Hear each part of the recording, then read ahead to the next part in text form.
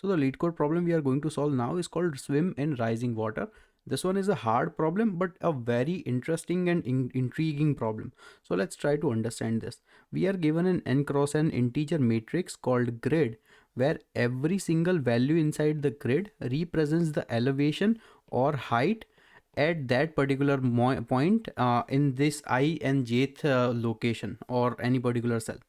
Now we are told that the rain starts to fall, and at t times, which means rain is falling, let's say from 1 minute, then 1 minute it keeps on falling like 2 minutes, 3 minutes, 50 minutes, up all the way up until t times.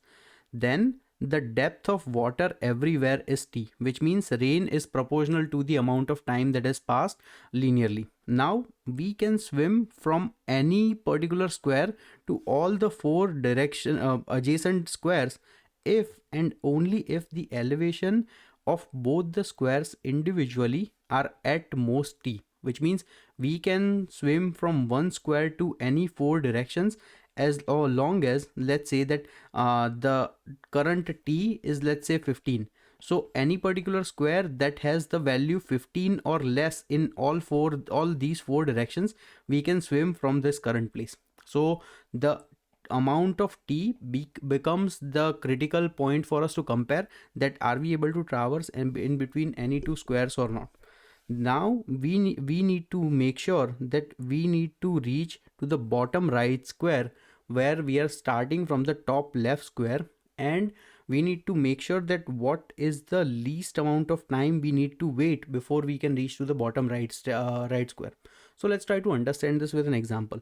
The aim is we are given a grid like this. Now our objective is to traverse from this particular node to this particular node. We are being told that at every single moment what is the elevation or what is the height at that particular point.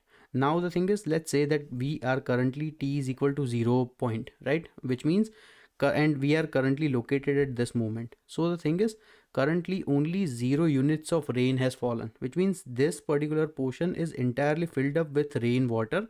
So we are able to swim within this cell. But the thing is, this cell has a height of 2, this cell has a height of 7, and this cell has a height of 4. So we cannot traverse in any four directions right now. Let's say now enough time has passed, and right now currently t is equal to 3, which means we can assume that, let's say, 3 meters of rain has fallen. So if 3 meters has rain has fallen, then this portion would have filled up completely because it only requires 2 meters to fill up. But thing is, all the other squares are still not filled up, and because current t is equal to 3 and we are currently initially located at this very first spot, then we can traverse to this particular spot anytime after t is equal to 2. So at t is equal to 3 we can still travel. When t becomes 4, then at t becomes 4 this portion also gets filled up and we can also swim in this direction as well. So our aim was to reach from this particular square to this particular square, and we can only do that once the t amount of t gets 4. So notice in this case we are avoiding this path going down because this path is more expensive.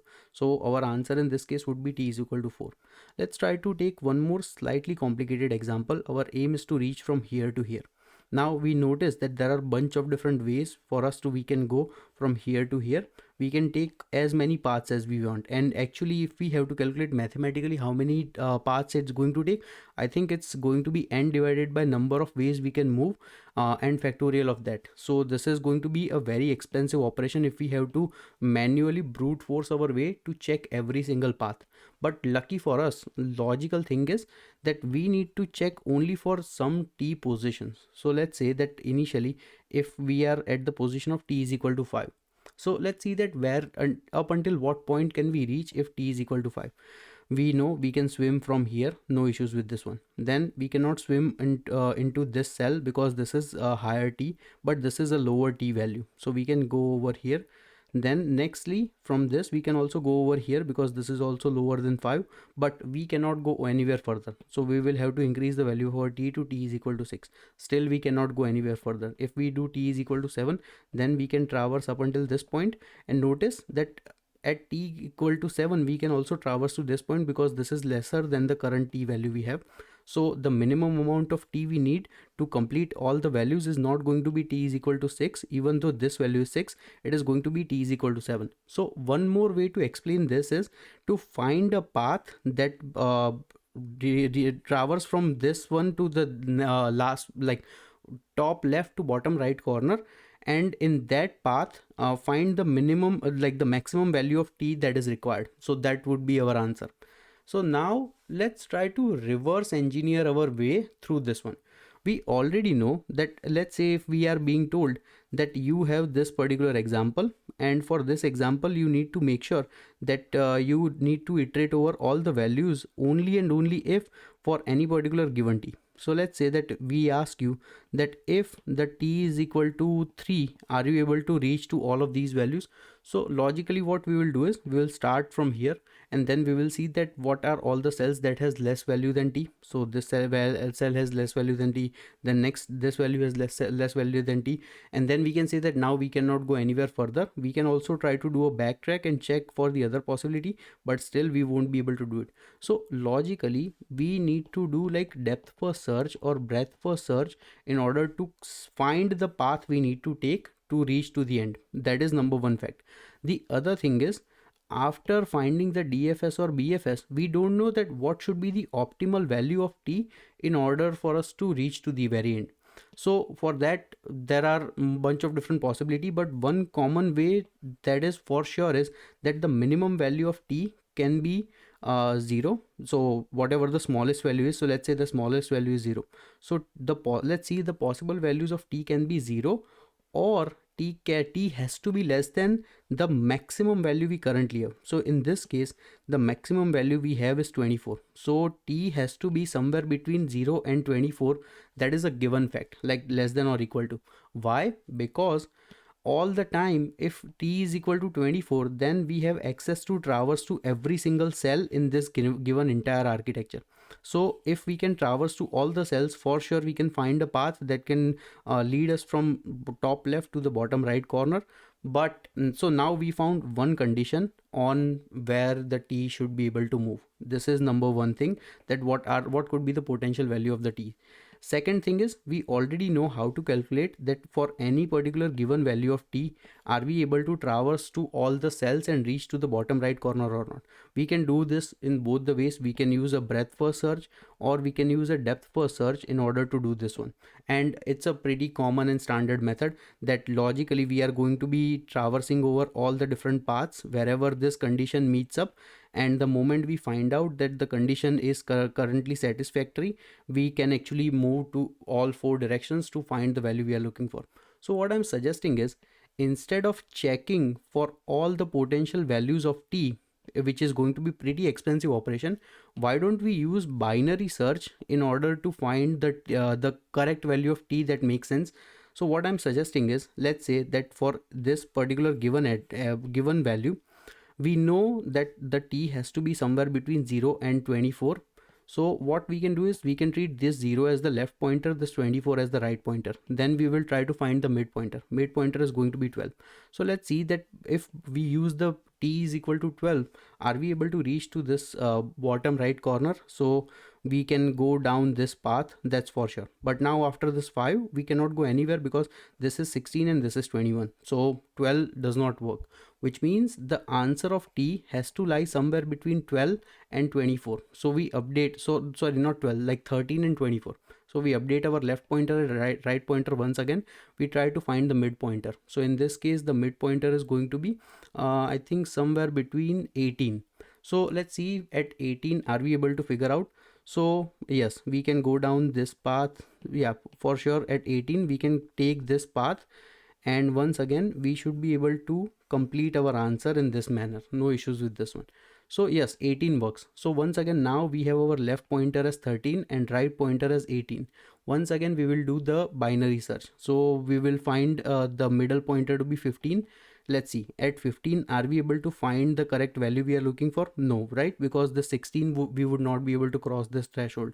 So next possible value is going to be 15 and once again 18, sorry, 16 and 18. So the logical step would be 17. 17 would work because we would be able to find out. Then once again, between 16 and 17, we also have to find that are we able to do it. So if we do the mid pointer, once again the value would be 16, and for 16 we should be able to find the answer. So logically, we had to do, like, instead of doing 0 to 24 steps, we only did 5 steps to find that value to 16, and that we did it using binary search. So logically in this problem, what I'm suggesting is that we use breadth first search or depth first search, whichever one you would like to choose, in order to iterate over all the cells. And we do this with doing the binary search on the different values of t, and the range for t is going to be the smallest element, like 0 less than or equal to t less than or equal to whatever the maximum element we have inside our grid, and somewhere between that we will try to find the value of t. So this solution would work perfectly fine. If we have to calculate time and space complexity in this case, the BFS or DFS would take big O of n square work, because we have n cross n grids and for one iteration, and we will have to do this log n time because we are trying to find different values of t. So it's going to be n square log n in terms of time complexity. In terms of space complexity, depends on how you implement your breadth first search or depth first search. If you are using recursion, and if you are using like a stack, recursive stack to store those values, then it might take big O of n square space as well. So just be mindful of that. Now let's quickly see the coding solution for this one. So the very first thing we are going to do is, we are going to mark the value of n. Then we are going to initialize our left pointer and right pointer. This is going to be the cell locations. And then we are checking that while our left pointer is less than right pointer, we are going to find the mid pointer that we will have to iterate over.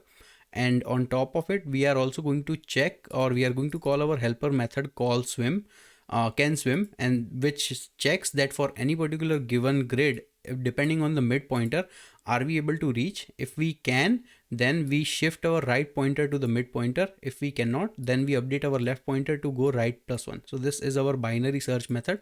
Now let's understand our can swim method. So in the can swim, we have the given grid as the input and the different values of t we are working with. On top of it, we are checking that first of all, what is the length of the given grid. We are also having a visited boolean hash set that defines that these are the cells we have visited so far, because we don't want to be stuck inside the infinite loop in breadth first search or depth first search. And we are going to call our DFS method in this case, where we are passing in the grid, the nodes that we have currently visited, the I and jth location, and we are also passing in the different values of t. Now this is going to be our recursive DFS method, where first thing we are checking is that what is the given length of n. Then we are checking for the scenarios that if we are going out of bounds, so these four conditions are for going out of bounds, or we have already visited that node, or we notice that the location of the grid position is greater than the current t value, then we can return false, that we cannot go to that particular cell. If that is not the case, and we check that the current ith and jth position is at the bottom right, then we can simply return true, saying that yes, we are able to reach to bottom right corner. If that is not the case, then we mark the current node as visited, and then we call the DFS method in all four directions, and once again recursively repeat the same process. So this is the coding solution. So basically, after this recursive process ends, we should either receive true or false for any particular t value.